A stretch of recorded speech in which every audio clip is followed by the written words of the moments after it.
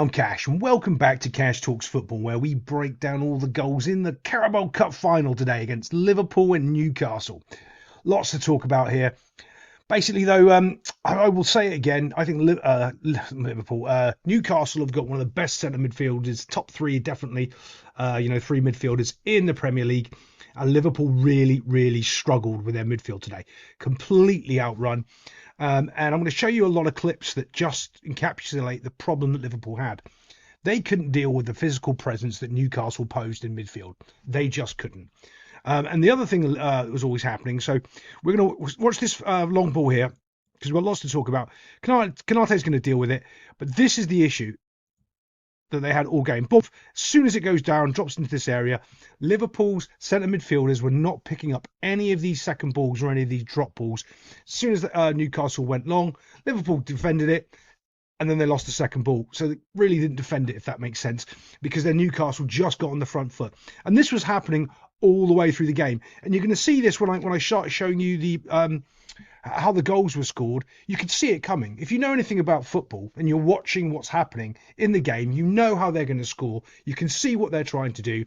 And Slot didn't do anything to change it.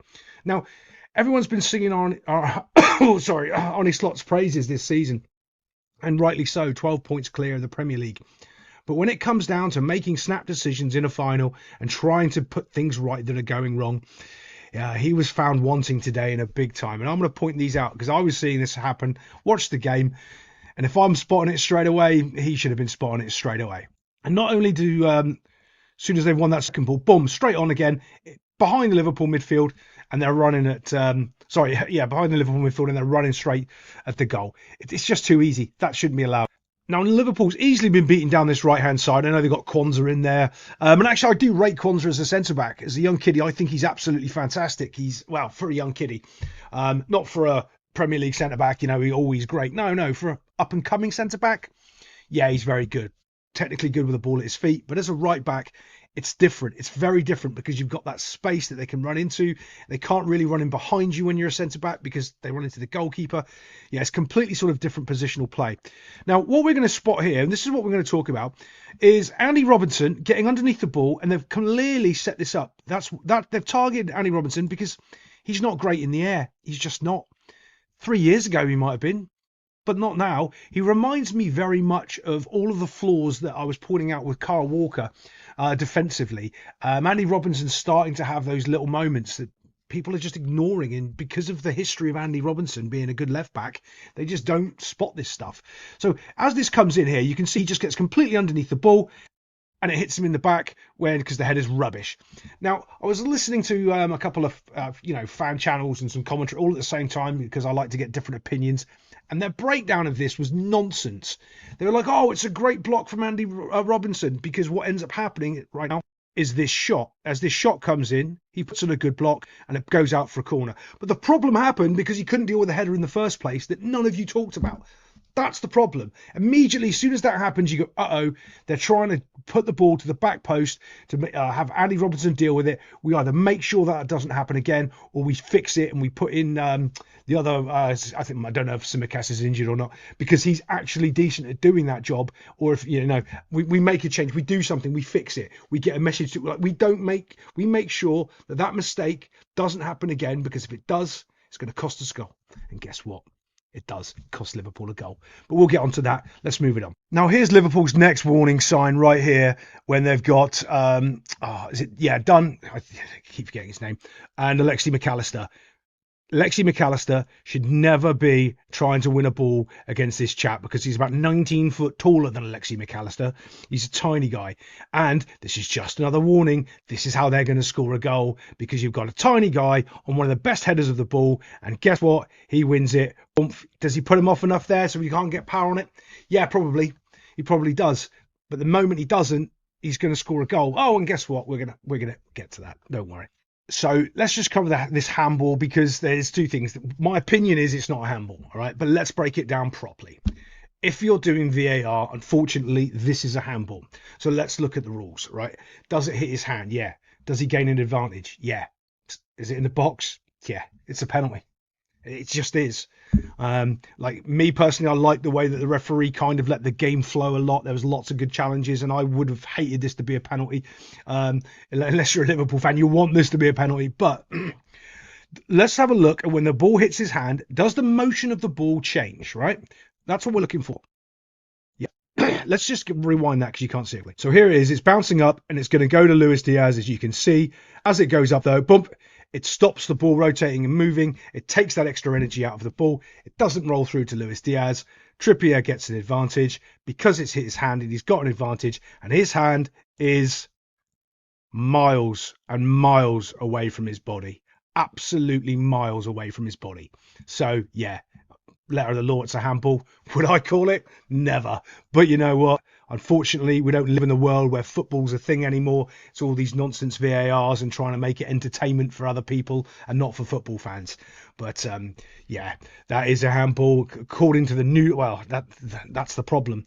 It's like no one really knows the new rules and all that. They go by what footballers say, and because you played the game and you know it, and you go, yeah. But yeah.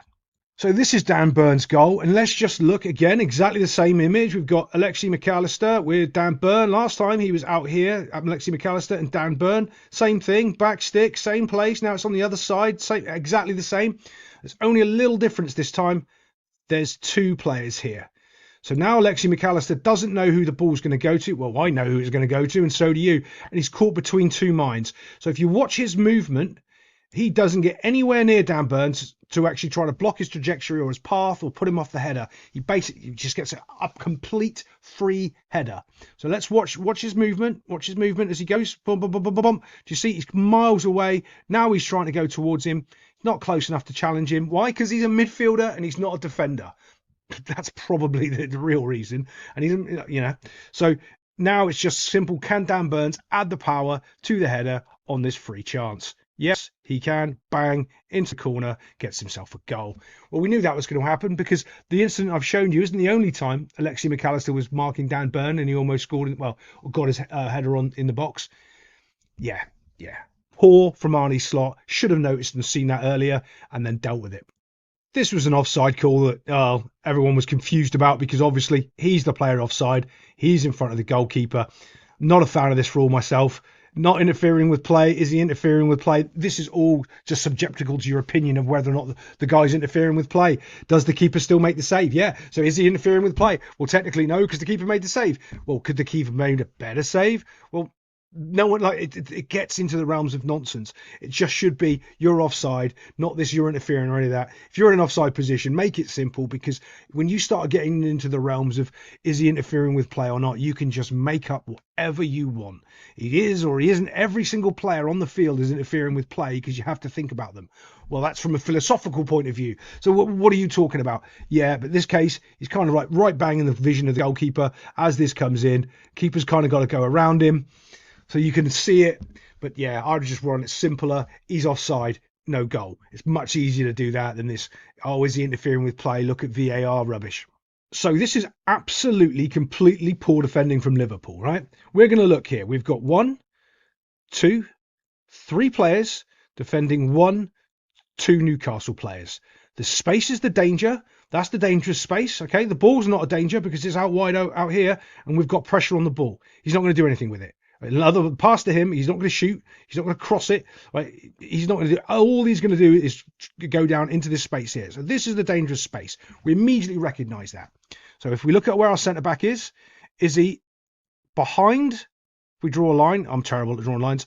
Oh, look, he's in front of where his right back is, so he can't cover that space properly because he's a little bit too far ahead by about a yard.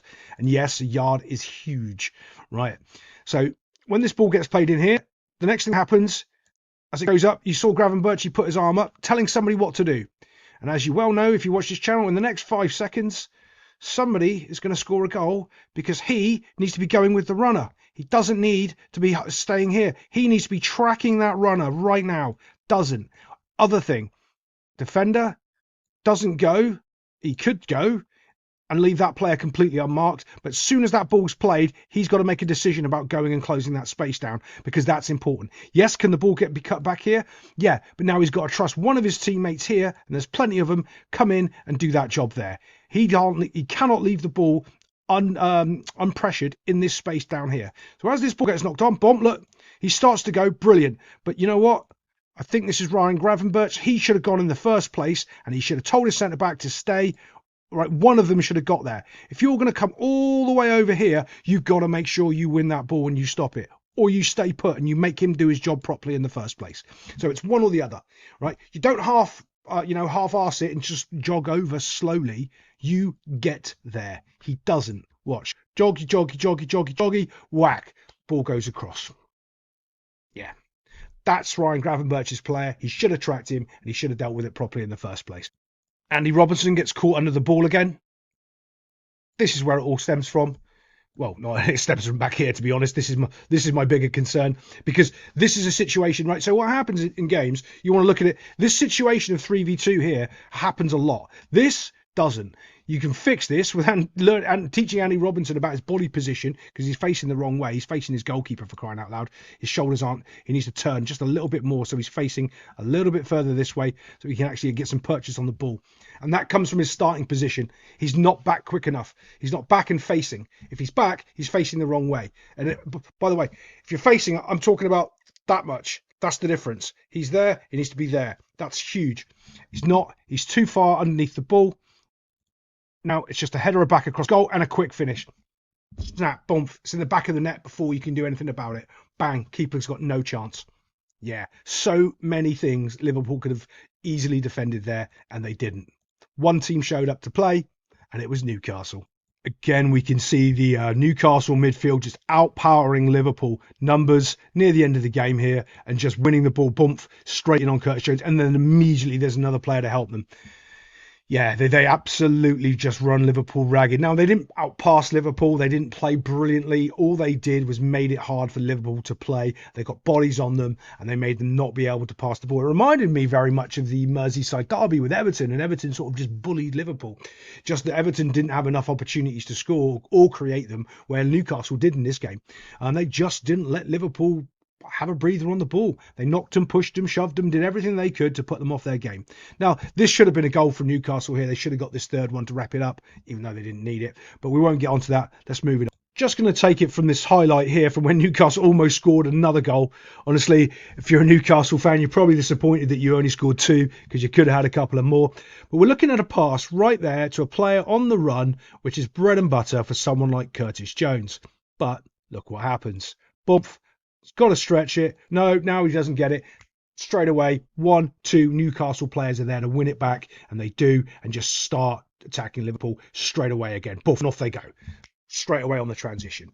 The passing wasn't good enough from Liverpool, and the hurrying and hassling from Newcastle was really, really good. They did a really good job of stopping Liverpool being able to do anything. I do think it's important as well, to give Newcastle their credit, because one of the things I heard an awful lot is, Liverpool didn't show up to play. Yeah, they didn't, but also Newcastle didn't let them.